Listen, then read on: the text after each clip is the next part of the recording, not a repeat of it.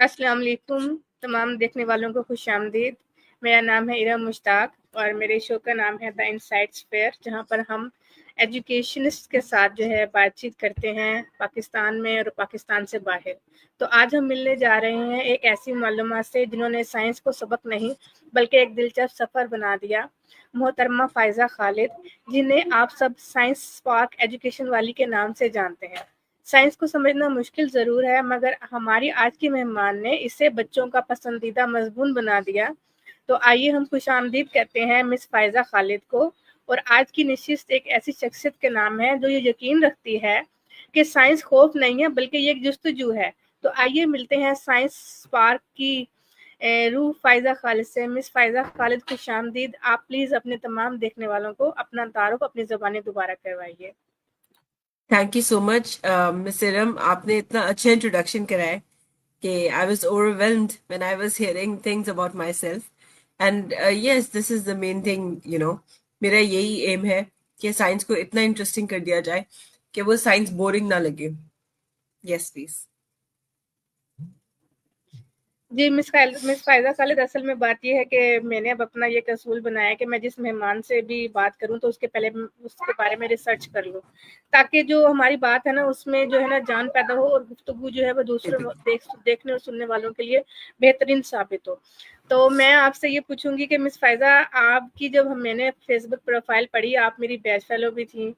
तो उसमें बहुत कुछ था जिसके बारे में हम बात कर सकते हैं। तो सबसे पहले आप अपना एजुकेशनल बैकग्राउंड थोड़ा-सा बताएँ, अपनी जो स्कूल जर्नी से लेकर और ये जिस मकाम पर आज आप पहुँची हैं, यहाँ पर आप जो काम कर रही हैं, थोड़ा-सा हमें जो है ना मतलब यानी कि पास में जो है ना बताएँ कि मिस फ़ायज़ा खालिद पहले कैसी थीं, फिर क्या हुआ और आप यहाँ कैसे पहुँची? तो आप प्लीज़ शेयर श्योर। कीजिए। मेरी स्कूलिंग सऊदी अरेबिया में हुई है, पाकिस्तान इंटरनेशनल स्कूल रियाद। और उसके बाद फिर मैंने पाकिस्तान से फार्मेसी किया। और फिर फार्मेसी करते के साथ ही फिर मैंने एजुकेशनल इंस्टीट्यूट्स को ज्वाइन कर लिया पाकिस्तान में। और अल्हम्दुलिल्लाह बहुत रिनाउंड एजुकेशनल इंस्टीट्यूट्स को ज्वाइन किया। शुरू में तो बस ऐसी तफरी के लिए ज्वाइन किया था कि जब तक कि जॉब ना मिले इंडस्ट्रीज, फार्मास्यूटिकल इंडस्ट्रीज में, तब तक जो है कंटिन्यू करेंगे। लेकिन लिटिल दैट आई नो कि मैं इतना ज्यादा उस प्रोफेशन को आगे बढ़ती चली जाऊंगी कि फिर आगे मैं बीएड कर लूंगी एंड ऑल दैट। फिर बहुत सारी चीजें करी अगर मैं याद करूं तो। जब सिटी स्कूल में थे तो वहां पे पीजीसीसी किया। और उसके बाद फिर बीएड, फिर इनसेट, फिर बहुत सारी चीजें करी। यानी जो जो अपॉर्चुनिटी हाथ लगती गई वो अचीव करके, अवेल करके हम बस आगे बढ़ते चले गए और बस अल्लाह ताला ब्लेस करते चले गए, यूं करके ना। हम्म। ओके मिस फ़ायज़ा, ये बड़ा इंटरेस्टिंग बात है। तो आपने क्योंकि पाकिस्तान में भी काम किया है और अब पाकिस्तान से बाहर भी आप काम कर रही हैं। तो एज़ अ हम्म। टीचर अगर मैं या एजुकेशनिस्ट मैं आपसे ये सवाल करूँ कि आपने जो सिस्टम पाकिस्तान में देखा और अब आप यहाँ बाहर इस सिस्टम को देख रही हैं, तो आपको क्या कंपैरेटिवली जो है ना इसमें कंपैरिज़न अगर आप करें तो क्या आपको महसूस होता है कि पाकिस्तान में क्या फ़र्क है और यहाँ आप जब आप काम कर रही हैं इसमें क्या फ़र्क है? प्लीज़ इसको बताइए और न इसमें प्रोस एंड कॉन्स आप दोनों मुझे बताइएगा। हम्म। देखिए, प्रोस सबसे पहले हम लोग बात डिस्कस करते हैं, क्योंकि मुझे लगता है अच्छी बातें ज्यादा याद रखनी चाहिए, ना कि बुरी बात। तो पाकिस्तान की जो मुझे चीज बड़ी याद आती है वो ये कि वहां पे मेरी हेड्स बहुत ज्यादा रिलैक्स थी। और यानी हमें क्या कहना चाहिए, यानी वो बहुत काइंड हार्टेड थे, होते थे। यहाँ पे भी बहुत काइंड हार्टेड है, लेकिन यहाँ पे चेक एंड बैलेंस बहुत ज्यादा है, हद से ज्यादा। कि यानी अगर आपने एक बच्चे का एक वर्कबुक का एक पेज भी अगर आपने नहीं देखा तो you in hot water, you know.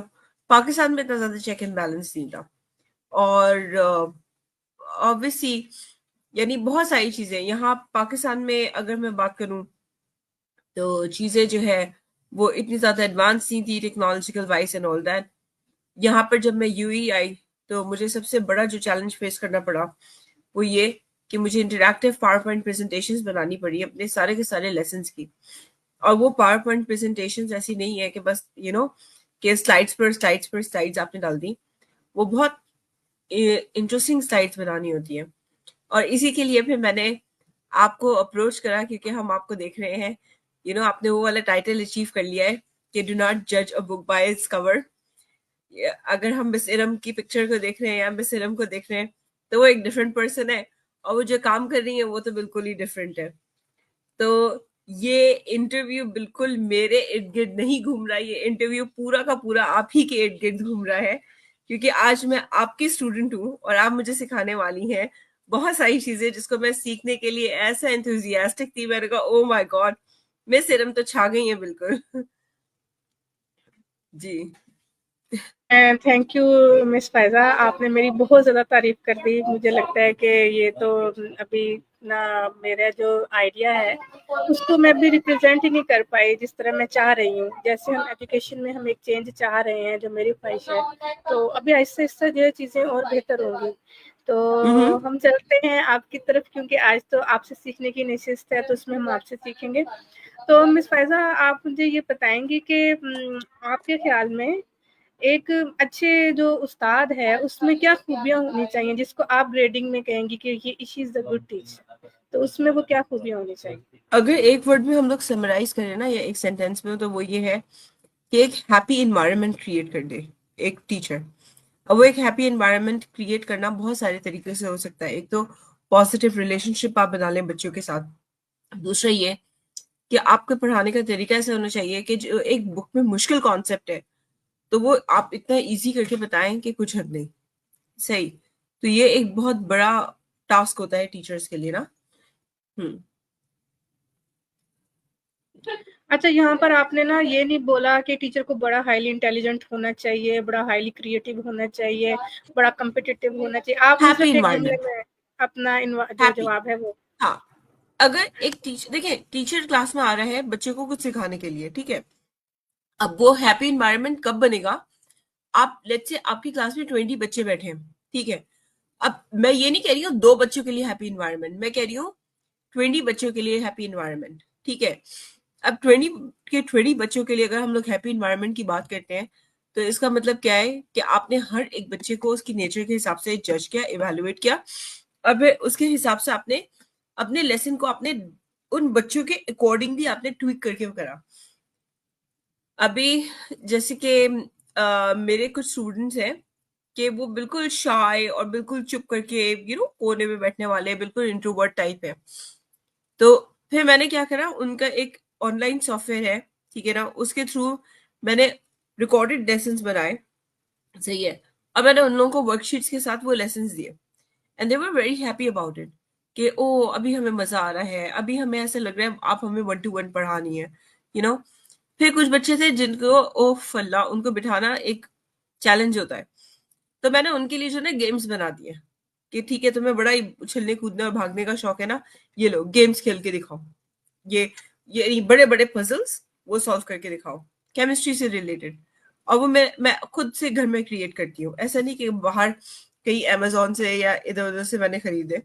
वो गेम्स मैं खुद क्रिएट करती हूँ। तो यू नो आपको हैप्पी इन्वायरमेंट क्रिएट करना है, ठीक है।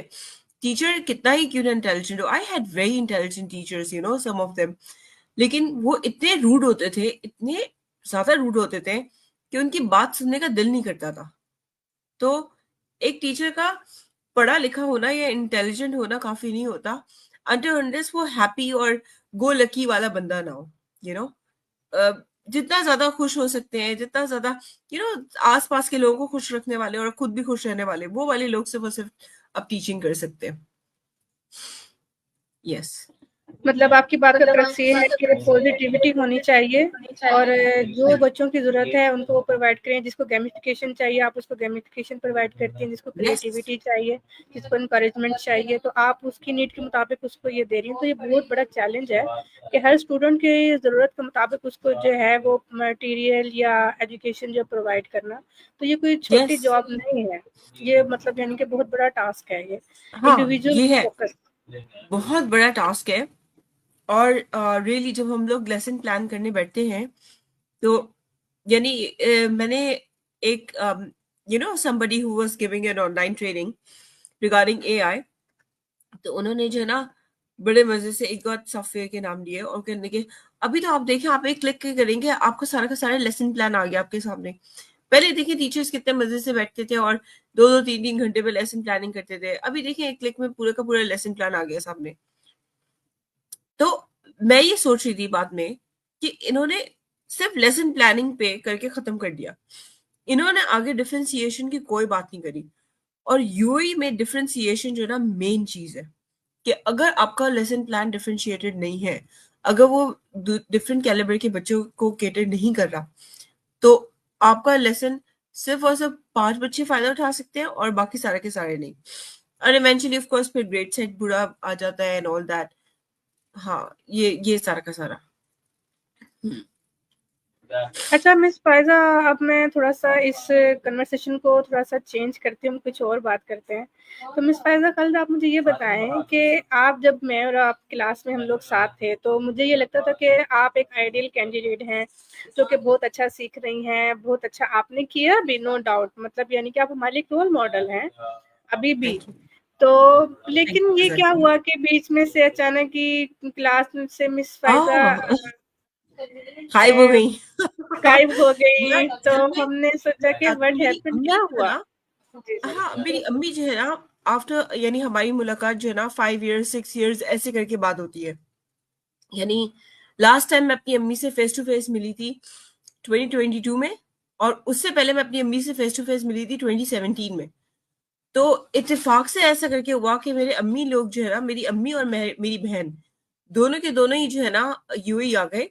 और लिटरली मेरी बहन के लिए मैं इतना ज्यादा शायद अपनी क्लासेस मिस ना करती बिल्कुल भी। लेकिन मेरी अम्मी जो है ना, बाहर अगर दोपहर के वक्त निकल रही थी ना, तो उनको क्योंकि वो लोग यूएसए में होते हैं, तो उनको जो है ना एलर्जिक रिएक्शन हो रहे थे। और वो फिर कहने लगे कि फायजा हमें हमें जो है ना शाम में घुमाओ। अब वो शाम में घुमाने का मतलब है कि क्लासेस कॉम्प्रोमाइज। फिर मेरे पास ये था कि या तो मैं सर्टिफिकेट पे फोकस करूं या तो अपनी अम्मी के पर फोकस करूं। तो फिर मैंने एक खराब स्टूडेंट की तरह अपनी अम्मी के ऊपर फोकस करके मेरी क्लासेस को जाने दिया, जबकि मैं बहुत मोटिवेटेड थी और मुझे बहुत मजा आ रहा था। मैं लिटरली 8 to 10, यहाँ पर 8 o'clock क्लास शुरू होती थी, पाकिस्तान में शायद 9 o'clock होती थी, है ना। तो 8 to 10 मेरे लिए इतना मजे का आवर था कि मेरे बच्चे कहते थे मम्मा को देखो कॉफी बना के ऐसे मजे से बैठती है क्लास लेने के लिए कि कुछ हद नहीं। और मेरी जो है ना, एक दफा थी मैं 2 2 3 3 दफा बीच में उठकर कॉफी बना रही होती थी। मुझे बड़ा मजा आ रहा था क्लासेस में। लेकिन फिर जब अम्मी आई तो वो सारा का सारा पूरा मेरा शेड्यूल, क्या सब चीजें आप लोगों की तरफ सिर्फ एक चीज थी, मेरी तरफ बहुत सारी चीजें डिले हो गई। तो फिर मैंने कहा खैर है कोई बात नहीं, अम्मी को घुमा लिया यूएई वो बहुत बड़ी बात है। ये हुआ। हाँ, वरना जो ट्रेनिंग प्रोवाइड कर रहे थे वो बहुत मजे की थी। Miss Mariam excellent teacher. उन्होंने जितना ज्यादा जस्टिफाई किया उतना कोई टीचर यूजुअली कर नहीं पाता। और हम देखते थे कि यानी वो यंग सी अच्छी सी टीचर है ना, तो मुझे बड़ा मजा आता था। मैं कहती oh she is so smart, इतनी छोटी सी एज में माशाल्लाह वो इतना बड़ा अच्छे से समझा रही हैं। So I have very positive comments about the teaching institute, about the overall course and everything. And I really wanted कि अभी जैसे मैं आपको देख रही हूँ वीडियोस, तो मुझे बड़ा मजा आया। मैंने कहा क्योंकि देखिए अगर मैं अभी आपसे सीखूंगी तो वो मैं फिर अपने लेसन में इंटीग्रेट करूंगी। तो पूरे का पूरा जो है ना वो सारा का सारा इसी के इर्द गिर्द घूम रहा है। हम्म। चलिए मिस फैजा, आपने जो मेरे जहन में एक मुअम्मा सा बना हुआ था, वो आपने जो आज हल कर दिया कि असल में बात क्या हो गई थी। तो हम बड़ा आपको मिस करते थे कि भाई पता नहीं क्या हुआ है, इनको आना मैं चाहिए था। रियली मैं अपनी अम्मी और मेरी बहन को अक्सर हम लोग कभी बाहर होते थे ना, तो मैं अपनी अम्मी और बहन को जताती थी। मैं कहती थी आपको पता भी नहीं है कि मैं आप लोगों की वजह से क्या चीज मिस कर रही हूँ। तो कहने लगे कि हाँ हाँ ठीक है हमें पता है। और अक्सर कहते थे हाँ ठीक है तो तुम क्लास ले लो, हमने तो नहीं तुम्हें मना किया। तो मैं उन लोगों को देख रही होती थी कि मुझे मेरे घर से कितने किलोमीटर दूर लाकर कह रहे हैं क्लास ले लो, हमने तो नहीं मना किया। तो एक प्रॉपर क्लास का एक एनवायरनमेंट होता है ना। और आप उन क्लासेस का ये भी था कि आपको कैमरा ऑन करके रखना है। ऐसा भी नहीं कि मैं गाड़ी में बैठे बैठे क्लास ले लूँ। तो इससे बड़ा अनमैनेजेबल सिचुएशन हो गई थी। मैंने मिस मरियम को बताया भी था इस बारे में। हाँ, और मैंने बहुत कोशिश करी कि बाद में ओवरकम कर लूँ, कंपनसेट कर लूँ, लेकिन वो अनफॉर्चुनेटली हो नहीं पाया। क्योंकि अगर मैं रात को 3 से 4 बजे सो रही हूँ, बल्कि सुबह में 3 से 4 बजे सो रही हूँ, तो फिर उठते भी फिर हम लोग उसी हिसाब से थे। फिर जैसे ही उठते थे, नाश्ता किया और वैसी बाहर, ये चीज थी। जी। अच्छा मिस फ़ायज़ा, आप मुझे ये बताएँ कि अब जिस तरह अब ये जो एआई का जो है काफ़ी रुझान बढ़ गया, बल्कि मैं ये कहूँगी एआई नहीं, इसको हम कहेंगे टेक्नोलॉजी। टेक्नोलॉजी जो है वो बहुत सारी चीज़ों पे ओवरकम करती जा रही है और एजुकेशन उसमें सबसे अहम फैक्टर है, अहम जो मतलब पार्ट है, जिसमें हम देखें कि टेक्नोलॉजी बहुत जल्दी वर्क कर रही है। तो आप ये जो इस तरह के स्कूल्स हैं या इस तरह की ट्रेनिंग है, इस तरह की सर्टिफ़िकेशन है, इसके बारे में आपका मतलब यानी कि क्या ख़्याल है कि अब सब टीचर्स को जो कि एजुकेशन में है उनको ये सब ट्रेनिंग्स लेनी चाहिए और इन इन ट्रेनिंग्स को या इन टेक्नोलॉजी की चीज़ों को हमें और बेहतर करना चाहिए, क्योंकि अभी तो हम लेवल 1 में हैं, अभी तो हमने बहुत सारे लेवल अचीव करने हैं। तो आपका क्या देखती हैं कि भई यानी कि वक़्त के साथ-साथ क्योंकि एजुकेशन भी चेंज हो रहा है, तो हमें इसमें कैसे अपना जो टीचर्स को कैसे अपना हिस्सा मिलाना चाहिए और कैसे हम फ़ायदा उठाएँगे इससे? देखें, a teacher is a learner, ठीक है। अगर एक टीचर एक लर्नर नहीं है ना, तो वो टीचर है ही नहीं शुरू से, ठीक है। तो आपको, यानी एआई तो क्या, आपको हर चीज आनी चाहिए है जो जो इन है मार्केट में, ठीक है। अदरवाइज आप लीडर है ही नहीं आजकल के जनरेशन के, स्पेशली जो हमारे कैम्ब्रिज स्टूडेंट्स हैं या दूसरे करिकुलम के बच्चे हैं जो कि यानी कॉम्प्लेक्स करिकुलम पढ़ते हैं, तो उनके बच्चों, उस स्टूडेंट्स के टीचर्स अगर तो लर्नर्स नहीं है, तो वो कर ही नहीं सकते कुछ भी, ठीक है ना। तो एआई तो क्या, कुछ भी अगर मार्केट में इन हो, कुछ भी कोई नई चीज भी आ जाए टेक्नोलॉजी से related, so everybody has to learn that, like it's so important, highly important. Hmm. अच्छा मिस फ़ायज़ा ज़रा हम आगे चलते हैं। आजकल अब ये बहस भी बहुत ज़्यादा आम हो गई है। मैं न्यूज़ चैनल्स भी देखती हूँ, पाकिस्तान की यूनिवर्सिटीज़ के हालात भी देख रही हूँ और रिज़ल्ट्स भी देखती हूँ मैट्रिक के, उसके बाद एफएससी के और आपके भी एजुकेशन सिस्टम में। अब ये कह रहे हैं कि जो ट्रेडिशनल स्कूल सिस्टम है, इसको जो है ख़त्म हो जाना चाहिए, ये वक़्त ख़त्म हो जाएगा और ये जो न्यू एजुकेशन सिस्टम आ रहा है, ये इसकी जगह ले लेगा, इसको रिप्लेस कर देगा। तो आपका इसके बारे में क्या ख्याल है कि ये कैम्ब्रिज और ये बीकन हाउस और ये बिल्कुल हर किस्म का जो ट्रेडिशनल स्कूल सिस्टम है, देखिए, अब ये एक बात हो होती जाएगा है, फिर? यस, आप एक बताएं। बात होती है talk as per your passport, ठीक है। हम हैं पाकिस्तानी पासपोर्ट वाले, हम पर ये ऐसी बातें जो है ना इतनी सूट नहीं करती हैं, ठीक है। क्योंकि हम लोग जब वीजा लेने के लिए भी जाते हैं ना, तो वो हमें कहते हैं कि जी मास्टर्स का सर्टिफिकेट है तो फिर तुम्हें वीजा मिलेगा, वरना तुम्हें वीजा नहीं मिलेगा, ठीक है। और ये अम, हाँ, मिस्टर रिहान ने जो इंस्टीट्यूट खोला, वो मैंने देखा कि जो है, यानी उसमें उन्होंने स्किल्स को ज्यादा देखा एज कम्पेयर टू क्वालिफिकेशन। और मैंने देखा कि ऐसे ऐसे लोग जो कि जिनका डिफरेंट बैकग्राउंड था, वो भी आकर के काम कर रहे थे और एजुकेशन को लीड कर रहे हैं। तो that is a totally different theory, but Pakistan में इतना ज्यादा कॉमन है नहीं, ठीक है।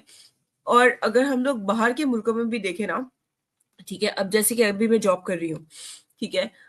आपको पता है मेरे पास जितने भी हमारे इर्द गिर्द स्टाफ रूम में जितने भी टीचर्स हैं, ठीक है, सबके सब मिनिमम एमफिल है या पीएचडी है, ठीक है। मैंने खुद ने भी एमफिल किया हुआ है।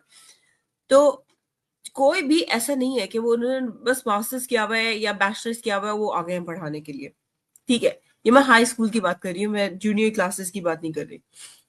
तो द थिंग इज के कंपैरेटिव है, बिल्कुल आंखें बंद करके नहीं रखें, ठीक है। और ये बिल्कुल ऐसा कहना गलत होगा कि जी ट्रेडिशनल स्कूल जो है वो किसी काम का नहीं है, ठीक है। ट्रेडिशनल स्कूल बहुत काम का है। और जो सर्टिफिकेशन कोर्सेज हैं वो भी बहुत अच्छे हैं। अगर आपके पास पाकिस्तानी पासपोर्ट नहीं है और अगर आपके पास यूके या यूएसए का पासपोर्ट है, तब तो आप आराम से अपना सर्टिफिकेशन कोर्स करें एंड ऑल दैट, कोई मसले की बात नहीं है, ठीक है। लेकिन अगर आपके पास पाकिस्तानी पासपोर्ट है, तो आपके लिए फिर मुझे लगता है अभी भी हमारे पास इतनी चीजें क्योंकि मॉडर्नाइज नहीं हुई हैं, तो आपको एक डिग्री लेना मस्ट है। या तो आप देखें, या तो आप खुद का अपना बिजनेस शुरू करें, ठीक है ना। जहाँ पे, अब जैसे मैं जब बीकन हाउस में होती थी, तो अक्सर मेरे पास पेरेंट्स आते थे, वो सोचे 5 5 6 6 बच्चे बीकन हाउस में पढ़ा रहे होते थे। और जब सिग्नेचर करने की बात आती थी, तो वो अपने साथ जो है ना वो थंब प्रिंटिंग का वो नोटपैड लाते थे। वो कहते थे मिस अंगूठा लगवा लें क्योंकि हमें साइन नहीं करने आते। तो हाँ, तो ये वाली बात है, ठीक है ना? कि या तो अगर आप कह रहे हैं कि जी एजुकेशन मैटर नहीं करता, ठीक है, तो या तो आपका खुद का अपना बिजनेस हो, कि आप इतने कॉन्फिडेंट हो, ठीक है। लेकिन अगर आपका खुद का अपना बिजनेस नहीं है, सो आई थिंक अगर मैं कल को कोई भी लेट्स से इंस्टीट्यूट खोलती हूँ, तो शायद मैं वहां पर कभी भी किसी ऐसी टीचर को हायर नहीं करूँ जो कि एजुकेटेड नहीं है। तो ये एक बहुत बड़ा फैक्टर है। हम्म। अच्छा, क्योंकि आपका जो पॉइंट ऑफ व्यू है ना वो है अब इंटरनेशनल, तो आप क्योंकि चीज़ों को देख रही हैं, पाकिस्तान में भी देख रही थी और पाकिस्तान से बाहर भी आप देख रही हैं, तो आप एक वाकई वैल्यूएबल बात करेंगी कि वाकई जो डिग्री है या हमारी यूनिवर्सिटीज हैं या हमारे स्कूल और कॉलेजेस हैं वो इतने भी बेकार नहीं है कि हम उनको कहेंगे अब हाँ इसको छोड़ो, बिल्कुल। इसको फेंक दो, इनसे अब अपनी जान छुड़ा लो, अब आप एक जो है ना नई दुनिया में आ जाओ, या नई दुनिया की क्या जरूरत है, मॉडर्न वर्क की क्या जरूरत है, अब हमें स्कूल इस तरह की जरूरत नहीं है। तो मैं अगले क्वेश्चन की तरफ बढ़ती हूँ अपना, मेरा जो अगला सवाल है कि आप जो ऑनलाइन टीचिंग भी करती हैं, तो ऑनलाइन टीचिंग के दौरान आपको जो सबसे बड़े चैलेंजेस हैं वो कौन से हैं जिनका सामना आपको करना पड़ा? ऑनलाइन टीचिंग में मुझे नहीं लगता कि मुझे कोई इतना कोई खास चैलेंज फील होता है। इट्स जस्ट दैट टेक्नोलॉजी इतनी डेवलप है, इतनी एडवांस है कि ऐसा लगता है वो बच्चा साथ में पढ़ करके मेरे पास बैठ करके पढ़ रहा है। हमारे पास डिफरेंट सॉफ्टवेयर होते हैं जहाँ पर बच्चे और मैं दोनों एक साथ ही एक ही पेज पर होते हैं, और फिर हम लोग एट अ टाइम सारी की सारी मार्किंग और सब कुछ यानी इन द रियल टाइम कर रहे होते हैं। तो ऐसा बिल्कुल भी नहीं है। हम्म। ओके, और मेरा हाँ, अगला सवाल, जी जी आप अपनी बात मुकम्मल कीजिए। नहीं, it's just this that it's very comfortable. बहुत कंफर्टेबल है ऑनलाइन टीचिंग। हाँ। अच्छा, ओके, आप मुझे ये बताएंगे कि ओ लेवल या IGCSE के तलबा को बायोलॉजी और केमिस्ट्री सीखने के लिए आप क्या मशवरा देंगे कि उनको क्या किन चीज़ों को ज्यादा फोकस करना चाहिए ताकि ज्यादा अच्छे ग्रेड्स आए?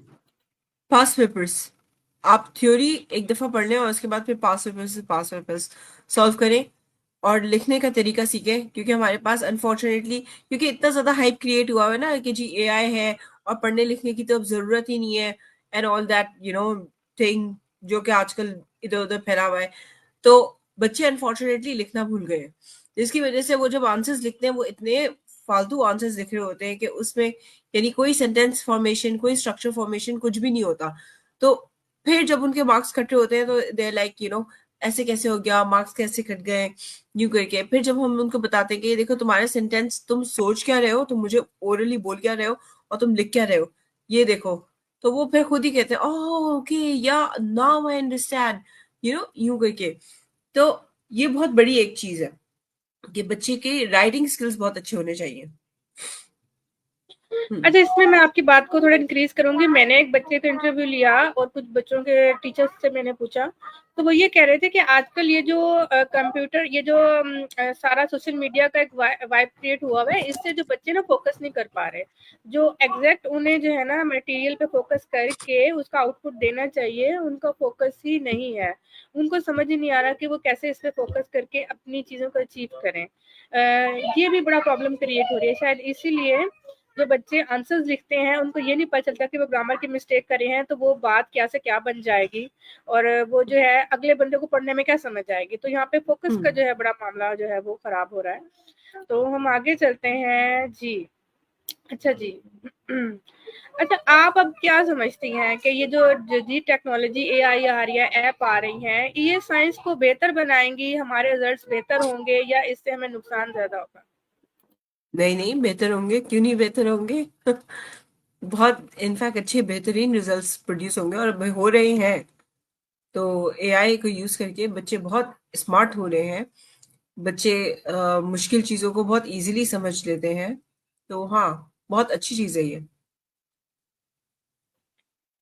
अच्छा, ओके मिस फायजा, आपने जो है ना सिर्फ टीचर के तौर पे काम नहीं किया, आपने वाइस प्रिंसिपल के तौर पर भी काम किया है और आपने डिपार्टमेंट का हेड की जो है प्राइस वो भी सर अंजाम दिए। तो आप मुझे ये बताएंगे कि आपको ये जॉब करते हुए डिसिप्लिन को आपने कैसे मेंटेन किया, चीजों को आपने कैसे बेहतर किया, और आपका ये तजुर्बा कैसा रहा? पहले मैंने आपका एक इंटरव्यू सुना जिसमें आपने बड़ा डिटेल में इसको डिस्कस किया, तो मैं चाहूंगी फिर आप जरा बताएं कि क्या चैलेंजेस होते हैं।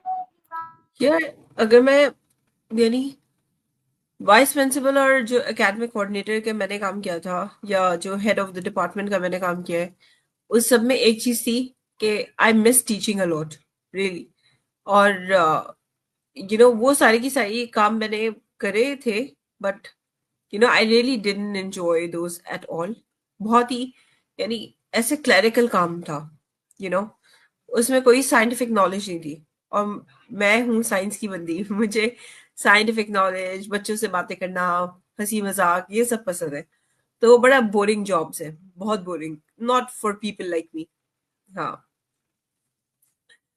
हाँ, लेकिन अच्छा, अगर आपका मैं हेड अच्छी जी। है और मजे का एनवायरनमेंट है, पॉजिटिव एनवायरनमेंट है, और तो व्हाई नॉट। लेकिन I don't like you know ruling around and all that. हाँ, I love to teach in the classes, that's good for me. तो इस तरह तो मिस फायदा आपको क्रिएटिविटी का भी तो बहुत चांस मिला ना। अगर आप कहीं किसी डिपार्टमेंट की हेड थी, तो आप नीचे साइंस की बहुत सारी चीजें क्रिएट करने में भी तो उनको गाइड कर सकती हाँ, थी कि मैंने बहुत हम। सारी ट्रेनिंग्स कंडक्ट करी है। इनफैक्ट अभी ये वाला थर्सडे छोड़ के अगले थर्सडे को मुझे अपने स्कूल में भी एक इवेंट कंडक्ट करना है, जहाँ पर मैं क्या सिखा रही हूँ, हाँ, प्रोजेक्ट बेस्ड लर्निंग सिखा रही हूँ। तो वो, यानी ये सारी की सारी चीजें हैं। और साइंस डिपार्टमेंट हेड जब मैं बनी, तो वो एक अलग जर्नी है, ठीक है ना, जिसमें I was telling everybody how to teach science, और वो एक बड़े मजे की, और मेरे साथ बड़े मजे की टीचर्स थी, यानी दे वर एक्सेलेंट टीचर्स। उनको खुद को भी साइंस पढ़ानी आती थी, और उनको पता था एक्सपेरिमेंट्स कैसे परफॉर्म करने हैं, उनको सारी की सारी चीजें ऑलरेडी पता थी। तो हमारे लिए फिर चीजें मैनेज करना बहुत इजी था मेरे लिए। ऐसा नहीं था कि मैं बिल्कुल, यानी अनएजुकेटेड टीचर्स को मैं लीड कर रही हूँ। I was leading a very good teachers, a good team of teachers. तो ऐसा था कि हम लोग जैसे, मुझे एग्जैक्ट याद नहीं आ रहा कि हम लोगों ने एक दिन बनाया हुआ था, मुझे एग्जैक्ट याद नहीं आ रहा, या तो वो फ्राइडे था या तो वो मंडे था, ऐसे करके। और हम 6 to 7, 5 to 6 टीचर्स थे। हम लोग एक साथ बैठते थे साइंस लैब में, और फिर हम लोग अपनी अपनी लर्निंग जो है ना एक साथ शेयर करते थे। और बहुत मजा आया पढ़ाने में उस वक्त जब मैं साइंस हेड थी। और अगेन, मैंने उस वक्त बिल्कुल ऐसा नहीं कि जी I am a ruler and all that, ऐसा कुछ भी नहीं।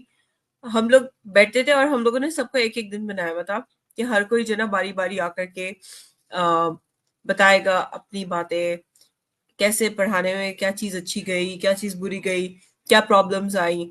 ये सब के सबब हम लोग एक तरह से फ्रेंड्स की तरह बैठकर डिस्कस करते थे। और कभी कभार चाय समोसा भी होता था साथ में। तो हाँ, ऐसे करके, यानी एक बहुत फ्रेंडली एटमोसफेयर। ऐसा बिल्कुल भी नहीं कि हाँ, जब मैं वाइस प्रिंसिपल बनी थी तो वो मुझे बिल्कुल भी मजा नहीं आया था। You know it was like, क्योंकि एक ट्रेडिशनल स्कूल है, और फिर वहां पे बहुत सारे बच्चे थे, फिर disciplinary issues and all that. और वो स्कूल इतना वेल डेवलप भी नहीं था, अनफॉर्चुनेटली। तो इसलिए फिर मेरी वहां पर जर्नी इतनी ज्यादा भी नहीं रही, क्योंकि they hired me by saying कि हम अपने स्कूल को चेंज करना चाहते हैं और आपको लाना चाहते हैं। But unfortunately when I join the school, I think their motive changed. और फिर उनको ये था, पहले सबसे मैं उनकी चीजें सीखूं और फिर मैं उनकी चीजों को टर्न करूं। तो वो मेरे लिए पॉसिबल नहीं था कि मैं अपनी चीजों को अनलर्न करूं। सो इसके लिए मेरे साथ उनकी जर्नी बहुत थोड़ी थी। हम्म। अच्छा, ओके मिस फायजा, मुझे उम्मीद है कि आप जल्दी चीज़ों को और अच्छा गेन करेंगी। मैं आपसे ये पूछूं कि जब आप लैब में होती हैं, तो मैंने आपकी इंस्टा की कुछ रील्स देखी है जिसमें आप लैब में बच्चों को जो एक्सपेरिमेंट जो है वो करवा रही हैं। तो बच्चे जो है वो केमिकल रिएक्शन जो है वो कर रहे हैं, और छोटी छोटी एक दो मैंने रील्स देखी हैं आपकी। तो जब आप ये जो केमिस्ट्री के लैब में होती हैं या बायोलॉजी की लैब में होती हैं, जहाँ पे हम जो है प्रैक्टिकल्स करते हैं केमिकल्स के साथ, और बायोलॉजी में हम जो है वो एनिमल्स होते हैं, जोलॉजी और बॉटनी के, या तो उसमें कोई पौधे होते हैं या कोई जानवर होते हैं। तो जब ये एक्सपेरिमेंट हो रहे होते हैं, उसमें हम साथ साथ जो है ना वो नोटबुक्स बना रहे होते हैं, ये एक्सपेरिमेंट है, इसका हमें ये रिजल्ट मिला, हमारी ये आउटपुट है, हमने इसमें ये डाला, और इस सारा होल जिस तरह हम लिखते हैं बुक में लिख रहे होते हैं। तो आप इसमें कहीं टेक्नोलॉजी, कंप्यूटर या इसके जो न्यू टूल्स हैं, इनको यूज करती हैं अपनी चीजों को, एक्सपेरिमेंट्स को बेहतर करने के लिए? हाँ, हमारे पास जो ना डेटा लॉग्स होते हैं, जहाँ पर मैं अपने स्टूडेंट्स को वर्कशीट्स प्रोवाइड करती हूँ। और फिर बजाय इसके कि वो पूरा पूरा प्रोसीजर लिखे, मैं ऑलरेडी उनको टाइप हुआ हुआ प्रोसीजर देती हूँ प्रिंटेड फॉर्म में, और ऑब्जर्वेशन टेबल्स मैं खुद प्रोड्यूस करके देती हूँ, और फिर स्टूडेंट जो है वो अपनी ऑब्जर्वेशंस रिकॉर्ड करके फिर बाद में अपने कंक्लूजन्स ड्राइव कर रहे होते हैं। यूं करके होता है। और टेक्नोलॉजी, ऑब्जर्वेशन रिकॉर्डिंग में टेक्नोलॉजी मुझे नहीं याद पड़ रहा कभी हम लोगों ने टेक्नोलॉजी ऑब्जर्वेशन रिकॉर्डिंग के लिए यूज करी है। मे बी कभी बच्चों ने यूज करा हो कोई वीडियो बनाने के लिए किसी ऑब्जर्वेशन का, वरना डेटा लॉगिंग के लिए हम लोगों ने टेक्नोलॉजी यूज नहीं करी, हम लोग पेपर पर ही करते हैं लैब में। हम्म। मैम जैसे बहुत सारे मेटल्स हैं जिनके बारे में हमें, अगर हम कंप्यूटर से डिटेल्स निकालें तो बहुत अच्छी डिटेल्स मिल जाती हैं, और अगर हम अपने एक्सपेरिमेंट्स उनके अंदर डालें तो हमें रिजल्ट बहुत अच्छा देते हैं। जैसे मुख्तलिफ मेटल्स के बारे में कंप्यूटर में बहुत नॉलेज है, और बड़े लोगों ने एक्सपेरिमेंट किए हुए हैं, टूल्स भी क्रिएट किए हैं, तो अभी तक आपने यूए में भी इन चीज़ों को अपने सिस्टम में यूज़ नहीं किया। तो आई होप कि जल्दी जो है ये सिस्टम और नहीं, बेहतर आप हो। मुझे फिर से बताएं आप क्या कह रही हैं। मैं ये पूछ रही थी आपसे कि जब आप लैब में होती हैं और जब आप केमिस्ट्री के जो ये करवा रही होती हैं प्रैक्टिकल, जिसमें हम मेटल्स जो हैं उनको केमिकल रिएक्शन कर रहे होते हैं, तो आप उसमें जो है कंप्यूटर या टेक्नोलॉजी या टूल्स को यूज़ करती हैं जैसे साइंटिफिकली लोग यूज़ करते हैं? और इस तरह जब हम बायोलॉजी के लैब में होते हैं वहाँ पर बॉटनी या आई जोलॉजी डोंट के, अंडरस्टैंड, आप कौन से इंस्ट्रूमेंट्स की बात कर रही हैं, कौन से। मतलब जैसे मैंने कुछ देखा कि जब हम मैंने लिंक्डइन पर देखा हम्म। कि जो स्कूल्स हैं वहाँ पर वो कुछ टूल्स बच्चों को देते हैं जिसमें वो अपना जो डाटा डालते हैं, तो फिर उससे जो उनका रिजल्ट आ रहा होता है वो उससे मैच करके रिजल्ट से आउटपुट निकालते हैं। जैसे सर रेहान भी एक दफा स्कूल में विजिट कर रहे थे, तो वो भी अपने जो ये जो एक्सपेरिमेंट है उन चीज़ों को टूल्स की मदद से और बेहतर कर रहे थे, इम्प्रूव कर रहे थे। तो मैं उन ऐसे टूल्स के बारे में पूछ रही थी से आपसे। देखिए, हमारा जो है वो एक क्लास में जैसे एक्सपेरिमेंट्स हो रहे होते हैं ना, ठीक है, तो उसका जैसे हम लोगों ने ऑब्जर्वेशन का डाटा हम लोगों ने कलेक्ट करा, ठीक है, तो वो लैब के अंदर क्योंकि केमिकल्स होते हैं, ठीक है ना, तो हम लोग डाटा लॉगिंग के लिए हम लोग वो सारी चीजें नहीं यूज करते।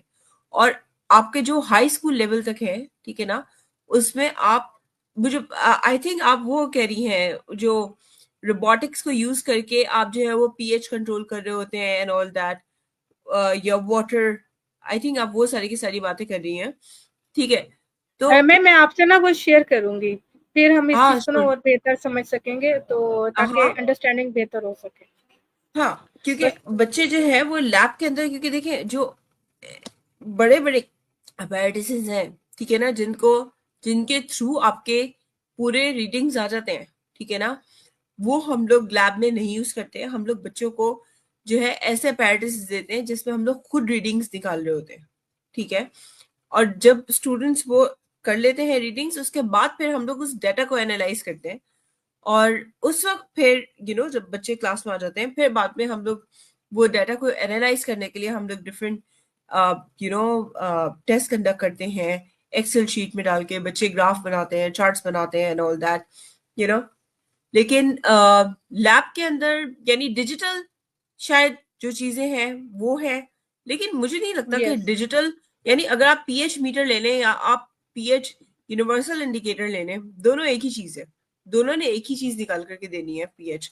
इनफैक्ट पीएच मीटर को मैं अपनी लैब्स में डिस्करेज करती हूँ, क्योंकि आपका जो एग्जाम बेस्ड क्वेश्चंस हैं वो पीएच मीटर पर नहीं आने, वो आपका एग्जाम बेस्ड क्वेश्चन जो है वो आपके यूनिवर्सल इंडिकेटर के कलर्स पर आने, ठीक है।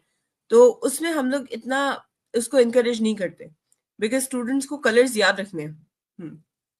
वो आप पीएच पेपर की बात करिए ना, जो इंडिकेटर होता है 5 से नीचे या 5 से ऊपर जो है, जिसके हम वाटर की पीएच भी काउंट करते हैं और दूसरी भी, हम्म। ठीक है।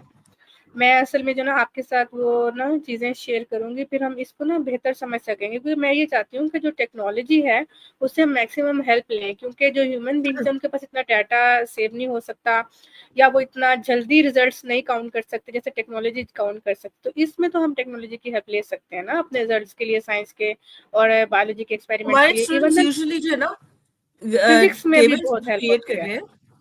जी जी। टेबल्स क्रिएट करके हमारे एक्सेल शीट्स पर डाटा एनालाइज करते हैं यूं करके ना। हम्म। एक्सेल लेकिन शीट आप वो मेरे साथ डेफिनेटली शेयर करिएगा, I would love to know yes that. Ma'am. हाँ बिल्कुल। जैसे हम्म मैंने अभी मलेशिया में एक टेक्नोलॉजिस्ट हैं, उनका एक इंटरव्यू किया, तो उसमें वो मुझे ये बता रहे थे, हम्म बहुत उन्होंने मुझे इंटरेस्टिंग बात बताई कि जब हम ना अब डॉक्टर्स के लिए जो है हम मलेशिया में जो एजुकेशन सिस्टम है डॉक्टर्स के लिए एमबीबीएस के बड़े लेवल की बात करी मैं आपसे, आपके पास तो छोटे बच्चे होते हैं, तो जो एमबीबीएस है ना हम उनको ना अपना ये जो देते हैं ना, यानी कि जो पेशेंट्स देते हैं, हम उनको ना रियल पेशेंट नहीं देते, हम उनके लिए एक आर्टिफिशियल जो है ना रूम बनाते हैं, जिसके अंदर जो है ना जी कंडीशंस आ जाती हैं, जैसे अगर हम इमरजेंसी रूम में जाएं तो यहाँ पर हमने बीपी भी कंट्रोल करना है और उसका कोई जख्म भी भरना है और उसके सारे बहुत मसाइल है, फिर हम उन ना स्टूडेंट्स को उन रूम्स में भेजते हैं, उनका वो नाम तमीज बता से रहे थे मुझे।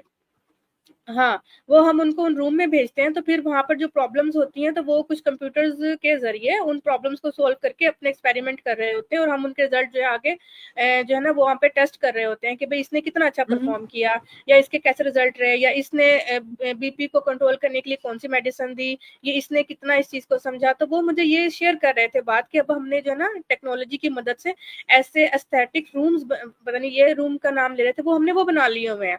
तो वो मुझे उसके नाइस। बारे में बहुत अच्छी-अच्छी इन्फॉर्मेशन शेयर कर रहे थे। तो मैं ये सोच रही थी कि भई अगर ये इस लेवल पे हो रहा है, तो टेक्नोलॉजी इतनी इम्प्रूव हो गई है, तो हमें क्यों ना केमिस्ट्री, बायो, फिज़िक्स, कंप्यूटेशनल जैसे फिज़िक्स भी होती है, तो हमें ये छोटे-छोटे टूल्स जो हैं यहाँ पर भी होने चाहिए और यहाँ पर भी बच्चे जो हैं अगर इन टूल्स की मदद से अपने आउटपुट निकालें, तो वो कितने बेहतर रहेंगे। तो ये वो इसमें बात कर रहे थे और यहाँ पर उन्होंने मुझे ये भी बात बताई कि वो अब ये चाह रहे हैं कि मेडिकल के जो स्टूडेंट हैं हम उनका मिस फायदा आप मुझे सुन रही हैं? हाँ हाँ, मैं आपकी बात बहुत हाँ गौर हाँ से सुन रही हूँ। हाँ, वो ये बोल रहे थे कि मैंने अब ये बनाया है कि मेडिकल के स्टूडेंट है मैं उनका प्राइमरी से डाटा जो है वो इकट्ठा करूंगा, फिर उसका जो मिडिल का डाटा है फिर स्कूल का वो सारा इकट्ठा करूंगा, तो उससे ना मैं ये डाटा एनालाइज करूंगा कि इस बच्चे की प्राइमरी से ही कौन सी जो चीज है वो कमजोर है, ताकि जब वो एमबीबीएस के चौथे साल में जाके फेल हो तो जो पेरेंट ने इतनी हैवी फी देनी है उनको इतना बड़ा धचका लगेगा, बच्चे सुसाइड कर लेते हैं। तो मैं उनको पहले ही साल इस चीज पे पकड़ लूंगा कि बेटा आपका ये जो ये वाला फैक्टर है कमजोर है, तो टेक्नोलॉजी की मदद से होगा, तो उसका डाटा मेरे पास होगा, तो मैं फिर उसको पहले प्रिडिक्ट कर दूंगा कि भाई यानी कि जो है ना आप यहाँ पर चीजों को ठीक नहीं करें, तो आप अपने इस फैक्टर को पहले इंप्रूव कर लो ताकि आप चौथे साल में जाके फेल ना हो जाए, तो आपको इतनी बड़ी फीस ना भरनी पड़े। तो फिर मैंने सर को मशवरा दिया, सर आप ये जो बनाना चाह रहे हैं तो इसमें तो आपको ब्लॉकचेन की मदद चाहिए, ये ब्लॉकचेन टेक्नोलॉजी है जिसमें हम ये सब कुछ जो है वो रिलेटेड कर लेते हैं, मतलब यानी कि लिंक कर लेते हैं। तो मैं इस तरह ये सोच रही थी कि शायद आप यूएई में हैं तो वहां पर ज़रूर बच्चों को जो सिस्टम है उसमें कुछ ना कुछ टूल्स जिस तरह मलेशिया में हो रहे हैं, तो हो सकता है यूए में आप भी ये कुछ कुछ यूज करी हो, तो मुझे आपसे भी यहाँ पे कुछ होते सीखने हैं, को मिले। आई थिंक मैं आपकी बातों से सही से समझ नहीं पाई थी। And when you said tools, I thought of some tools which we use in the lab.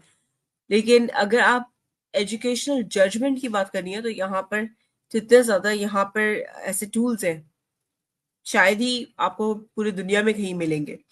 यहाँ पर बहुत सारे टेस्ट होते हैं, ठीक है ना, जो कि इंडिकेटर्स होते हैं बच्चों के प्रीवियस और प्रेजेंट और फ्यूचर स्किल्स को देखते हुए। और बहुत यानी 5 से 6 डिफरेंट तरीके के टेस्ट हैं जो कि बच्चे अटेम्प्ट करते हैं। कुछ इंग्लिश के होते हैं, कुछ इंग्लिश और मैथ्स के होते हैं, फिर कुछ से वो सिर्फ मैथ्स के होते हैं, और कुछ मैथ्स और साइंस के होते हैं, ठीक है ना। तो वो जो है यानी उसको उसके ऊपर बेसिस के ऊपर वो फिर हमें टीचर्स को डाटा आगे फॉरवर्ड करते हैं, ताकि हम लोग अपने लेसन प्लानिंग और ये सब कुछ बहुत अच्छे से कर सकें। हम्म ओके मैम, मेरा आपसे आखिरी सवाल है, 30 मिनट्स की कमिटमेंट थी और 38 मिनट हो गए हैं, तो मेरा आपसे बस ये आखिरी सवाल है कि आपके मुस्तकबिल के तालीमी मंसूबे क्या हैं? जैसे आपने लिखा हुआ है फ़ायज़ा खालिद साइंस पार्क वाली, क्या आप कोई किताब बनाना चाह रही हैं? आप कोई कोर्स बनाएँगी या आप अपना कोई पूरा प्लेटफ़ॉर्म लॉन्च करने का इरादा रखती हैं? Oh, it is actually to make science interesting, ठीक है ना। क्योंकि बहुत सारे ऐसे स्टूडेंट्स हैं जो कि साइंस को बस यानी वो भाग रहे होते हैं साइंस से, बजाय उसके वो समझ के पढ़ें। तो बस वो साइंस स्पार्क उसी चीज का नाम है। अब वो है क्या, let's see when it will be launched and everything. I had planned to launch this year, but then I was very busy. But then let's see, inshallah ta'ala. It's actually related to, a platform that will make science easier. या okay miss Faiza, बहुत शुक्रिया। आखिर में मैं उन लोगों का शुक्रिया अदा करूंगी जो हमें देख रहे हैं, और एक हमें लाइक भी मिल गया है, बाद में भी लोग देखेंगे, कमेंट करेंगे। अब एक और शख्स हमें देख रहे हैं, तो तमाम देखने वालों का जो हमें लाइव देख रहे हैं उनका शुक्रिया, और जो हमें बाद में देखेंगे उनका भी शुक्रिया। तो मिस फायजा, आप अपने काफी मैसेज दीजिए, फिर हम इस लाइव स्ट्रीम को एंड करते हैं। sure, keep learning. That's the only message that I have. Yeah, thank you. Okay, thank you, Allah Hafiz.